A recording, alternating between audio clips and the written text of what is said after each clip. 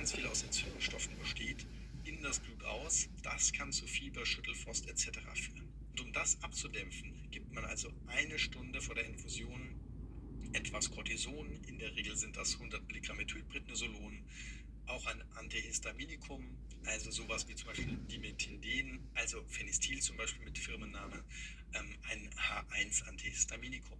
Auch Paracetamol kann man noch geben, um Symptome wie Kopfschmerzen, die möglicherweise auftreten können, oder Fieber zu bekämpfen.